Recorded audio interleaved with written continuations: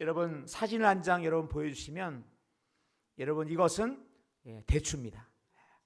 제가 일부 예배 때는 너무 크게 찍어가지고 제가 보여드렸더니 사과 그래가지고 제가 조그만 걸로 바꿨습니다.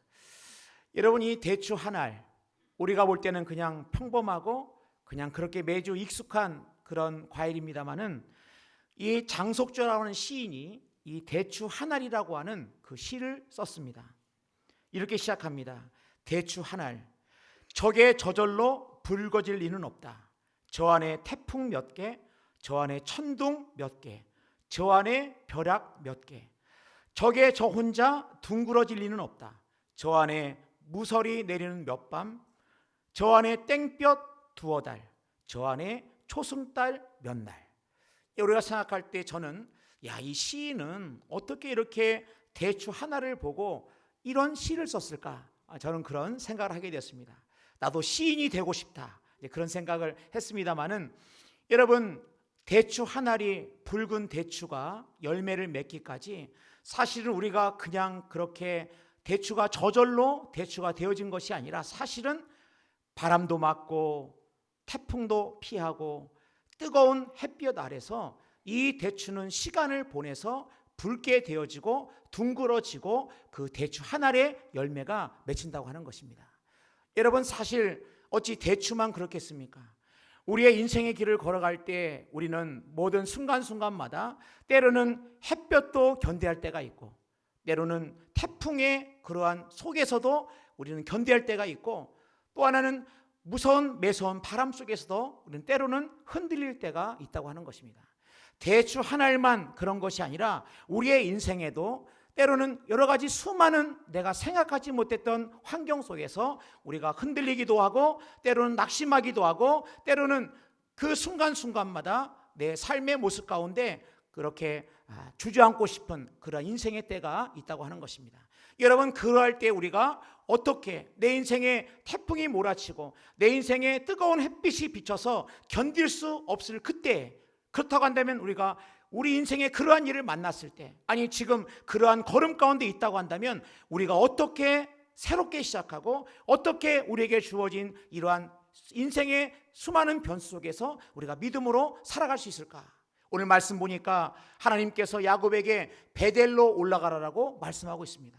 도대체 야곱이 어떤 상황 속에 있기에 야곱이 지금 어떤 모습이기 때문에 하나님께서 야곱에게 베델로 올라가라고 말씀하셨을까? 오늘 우리가 이 말씀을 통해서 주시는 하나님의 음성을 듣기를 원합니다. 여러분 첫 번째로 인생의 실제적인 위기는 하나님과의 관계의 위기라고 하는 것입니다. 우리의 삶 가운데 위기가 있고 우리의 삶 가운데 때로는 내가 생각하지 못했던 태풍과 바람과 그리고 뜨거운 햇빛 가운데 있을 때 사실은 그것이 위기 같지만 어떻게 보면 더 본질적인 위기가 뭐냐? 하나님과의 관계의 위기라고 하는 것입니다. 창세기 35장 1절 말씀 보니까 하나님이 야곱에게 이르시되 일어나 베델로 올라가서 거기 거주하며 창세기 35장에 하나님께서는 야곱에게 야곱아 이제 내가 베델로 올라가서 거기에 거주하라라고 말씀하고 있습니다. 오늘 이 35장의 이 말씀을 이해하기 위해서는 34장에 야곱에게 어떤 일이 있었는지를 우리가 한번 살펴볼 필요가 있습니다. 현재 야곱은 세겜 땅에 머물러 있습니다.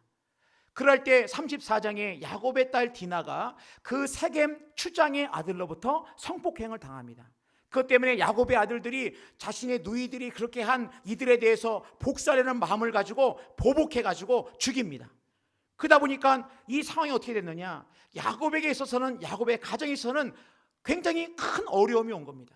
왜냐하면 지금 이 야곱은 세겜 땅에 머물러 있으면서 이 사실을 만약에 그들이 알게 된다고 한다면 많은 가나안 족속들이 힘을 모아가지고 나와 우리의 가정을 칠 텐데 우리 가정이 이제 멸망하는 거 아니냐?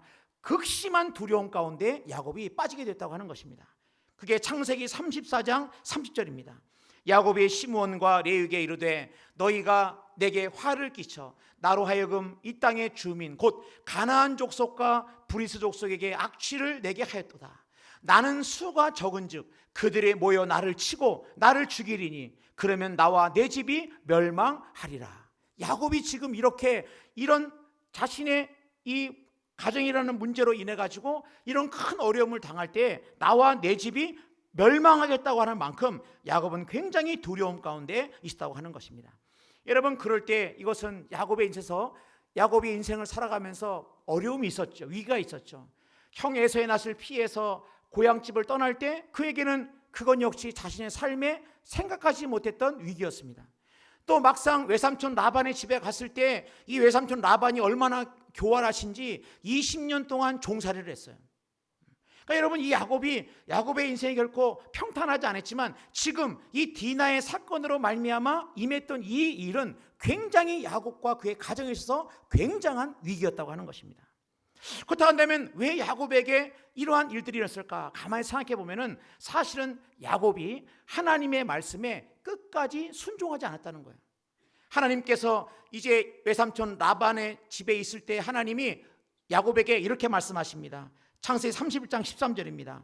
나는 베델의 하나님이라 내가 거기서 기둥에 기름을 붓고 거기서 내게 서원하였으니 지금 일어나, 그죠? 바단 아람 외삼촌 라반의 집을 이곳을 떠나서 내 출생지로 돌아가라 하셨느니라.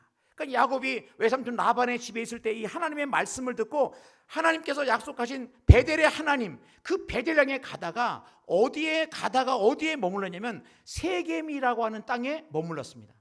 이 세겜이라고 하는 곳은 굉장히 땅이 비옥하고 사람들이 거하고 싶은 곳이 세겜입니다.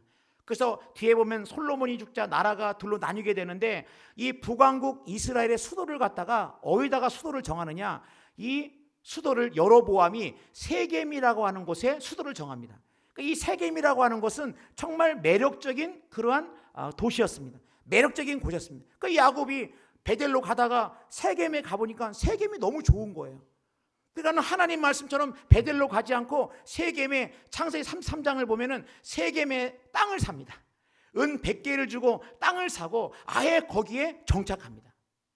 이렇게 정착한 시간이 몇 년이냐? 10년 동안 이 야곱이 세겜에 머무르는 겁니다. 그럴 때 야곱이 단순하게 이제 세겜에 머무른 것만이 아니라 이 창세기 35장에 보면은 야곱의 집에 뭐가 있느냐? 이방 신상들이 가득했다는 거예요.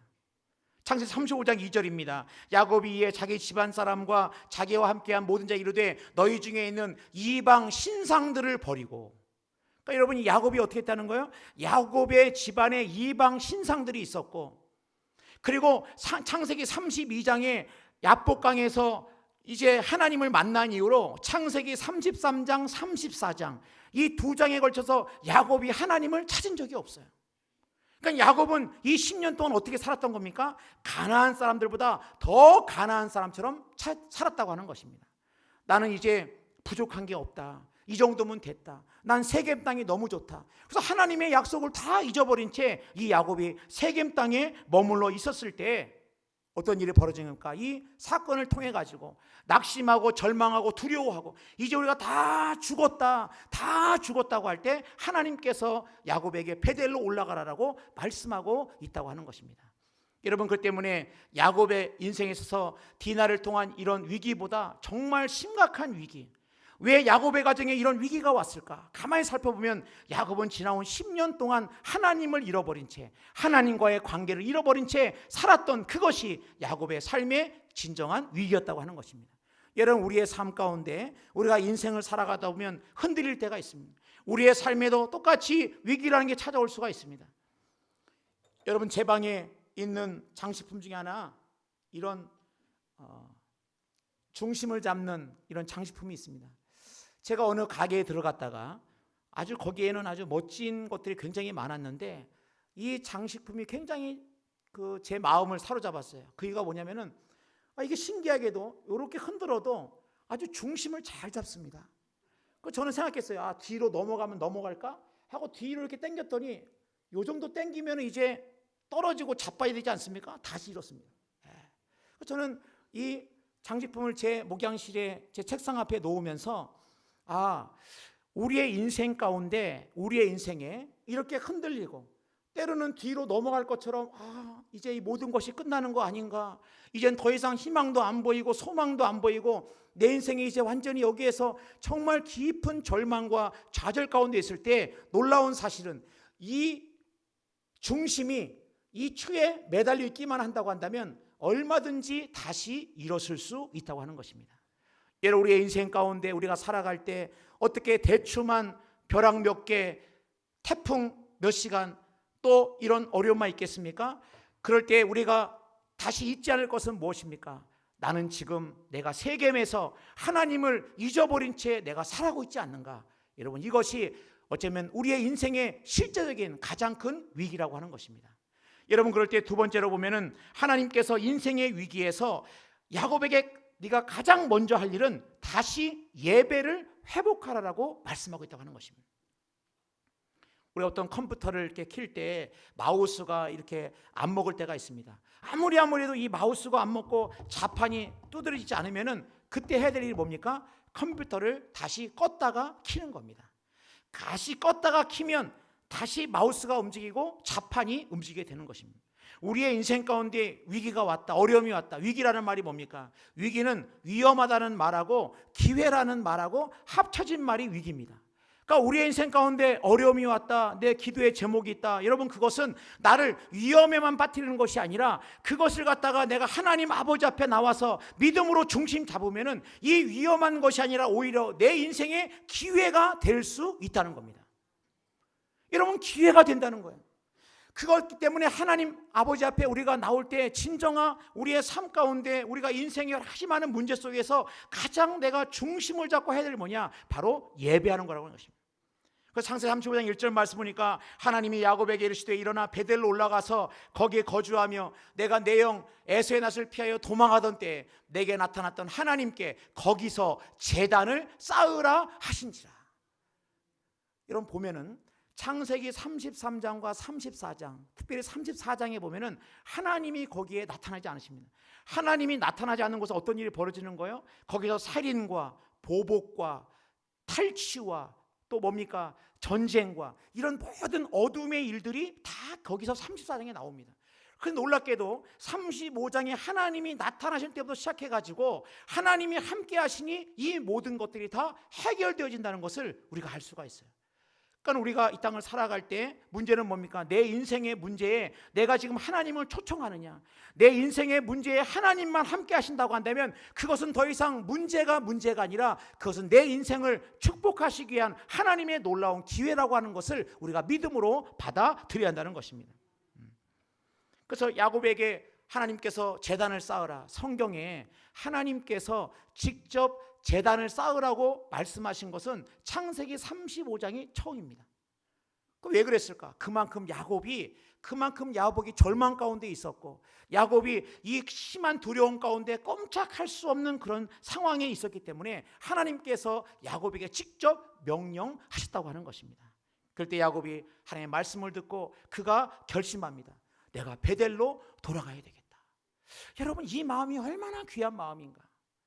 사람이 낙심되어지고 인생의 위기가 왔을 때 어떤 사람은 하나님의 음성을 듣고 하나님의 말씀 가운데 내가 돌아가야지, 내가 말씀 앞에 나를 사랑했던 그 하나님께 돌아가야지, 내가 형 에서의 낫을 피해가지고 내가 광야에서 내 인생은 어떻게 될까 두려움 가운데 누워있을 때 거기에서 하나님이 나타나셔가지고 야곱에게 나타났을 때 야곱이 뭐라 그럽니까? 야, 하나님이 나와 함께 하셨거늘 내가 알지 못했구나. 너무나 야곱이 감격해가지고 그 야곱이 하나님의 사랑을 안 다음에 그가 베델에다가 이제 돌베개로 단을 쌓고 거기에다가 기름을 붓고 이곳이 베델이다, 하나님의 집이라고 고백하면서 거기에서 하나님을 만난 감격의 현장이 어디냐? 바로 이 베델이라고 하는 것입니다. 그러니까 여러분, 우리가 인생을 살 때 우리는 어디로 자꾸 돌아가야 됩니까? 하나님 아버지 앞에 주님 만났던 그 첫 시간, 내가 하나님을 만나 내가 하나님을 찬양하고 나 같은 것을 구원하시고 나를 사랑하신 그 하나님의 그 사랑 앞에, 그 베델 앞에 우리가 돌았을 때 비로소 우리의 인생의 위기가 아니라 그 인생의 위기가 바로 우리 인생의 축복의 자리가 될 수 있다고 하는 것입니다. 여러분, 그래서 야곱이 자그마치 이제 30년 만에 다시 베델로 돌아갑니다. 20년 동안 바단 아람에서 외삼촌 집에 거했고 10년 동안 하나님 잊어버린 채 살았던 세겜에서의 삶을 정리하고 이제 베델로 돌아가기로 결심합니다. 내가 더 이상 나는 세겜에 머물 사람이 아니다. 난 더 이상 세겜에서 이렇게 살 사람이 아니다. 이 적들이 나를 쫓아온다 할지라도 나는 믿음으로 베델로 가겠다 라고 출발할 때 그는 자복하고 회개하는 마음으로 어떤 일을 벌입니까? 자기 집에 있던 우상들을 다 상수리 나무 아래 묻습니다. 자기가 지금까지 세겜에서 하나님 모르고 살았던 모든 것들, 자기 인생에 거추장스럽고 자기 인생을 붙들어서 꼼짝 못하게 했고 그렇게 하나님 없이 살았던 그 모든 우상의 신상들을 상수리 나무 아래 묻고 시작합니다. 그래서 창세기 3장 4절 말씀 보니까 그들이 자기 손에 있는 모든 이방 신상들과 자기 귀에 있는 귀고리들을 야곱에게 주는지라 야곱이 그것들을 세겜 근처 상수리 아래에 묻고. 여러분, 우리의 인생 가운데 우리가 하나님 아버지 앞에 나가고 우리가 예배의 자리에 나갈 때 우리를 자꾸 우리를 붙들고 거추장스럽게 하는 것들이 있다는 겁니다. 세상에 있는 세상의 모든 걸림돌들, 거추장스러운 것들, 그런 생각들, 두려움의 생각들, 이방 하나님보다 더 두려워하고 하나님보다 더 소중히 여기고 인생에 정말 뭐가 중요한지 모른 채 살았던 그 모든 것들을 어디다가 내걸어놓느냐? 바로 이 상수리 나무 아래, 다시 말해서 십자가 앞에 우리가 이 모든 세상의 모든 거치는 것들을 갖다가 십자가 앞에 내려 놓아야 한다는 것입니다. 그리고 야곱은 이제 베델로 올라갑니다. 여러분, 우리 인생의 가장 축복의 자리는 어디입니까? 세겜이 아무리 좋아 보여도, 세겜에 머무는 것이 아무리 좋아 보이고 세겜에 머무는 것이 다 평안할 것 같아도 여러분, 사실은 우리 인생의 가장 복된 자리는 바로 하나님 만나고 하나님께 예배하던 베델의 자리였다고 하는 것입니다. 그렇게 베델부터 시작할 때 어떤 일이 벌어집니까? 세 번째로 보니까 예배가 다시 회복될 때 위기가 기회가 되고 두려움이 축복으로 변한다는 겁니다. 그랬을 때 야곱이 어땠어요? 이 절망 속에서, 이 두려움 속에서 믿음으로 베델로 갈 때 어떤 일이 벌어졌느냐? 창세기 35장 5절입니다. 그들이 떠났으나 하나님이 그 사면 고울들로 크게 두려워하게 하셨으므로 야곱의 아들들을 추격하는 자가 없었더라. 야곱은 두려웠죠. 내가 이렇게 믿음으로 가고 믿음의 발걸음 디딜 때 여전히 이 가나안 족속의 연합군들이, 가나안 족속들의 힘을 모아가지고 우리를 추적해가지고 보복할 거다. 그렇지만 믿음으로 발걸음을 디었을 때 놀랍게도 하나님께서, 이 성경의 원문을 보면 하나님이 공포를 주셔가지고, 이 말이 뭡니까? 너희들 야곱 건드리면 내가 가만 안 둔다. 하나님께서 그들 가운데 공포를 줘가지고 아무도 야곱과 그의 아들들을 추격하는 자들이 없었다라고 말씀하고 있습니다. 그래서 야곱이 베델에서 예배를 드릴 때, 야곱에서 하나님 아버지 앞에 내가 하나님을 잊고 살았고 내가 하나님과 약속했고 내가 하나님 이렇게 살겠습니다라고 그렇게 서원했던 그 베델에 다시 돌아왔을 때 하나님께서, 세겜에 있을 때는 그런 말씀 없었는데 베델로 돌아와서 제단에서 예배하는 이 야곱을 향해서 하나님께서 축복하십니다. 창세기 3장 11절입니다. 하나님이 그에게 이르시되 나는 전능한 하나님이라 생육하며 번성하라. 한 백성과 백성들의 총회가 내게서 나오고 왕들이 내 허리에서 나오리라. 내가 아브라함과 이삭에게 준 땅을 내게 주고 내가 내 후손에게도 그 땅을 주리라 하시고, 예배하는 자리에 하나님의 은혜가 임했고 예배하는 그 자리에 이제 세겜에서 10년 동안의 그 모든 생활 동안 하나님을 잊고 살았던 이 야곱에게 하나님이 은혜를 주시로 말미암아 이 야곱에게 맡겼던 모든 것들이 뚫어지기 시작했고 끊어졌던 것들이 이어지기 시작했고, 야곱이 어떻게 내가 다시 시작할 수 있을까, 어디서부터 시작해야 할까 모르는 야곱에게 하나님께서는 예배부터 다시 시작할 것을 말씀하시면서 야곱을 축복해 주셨다고 하는 것입니다.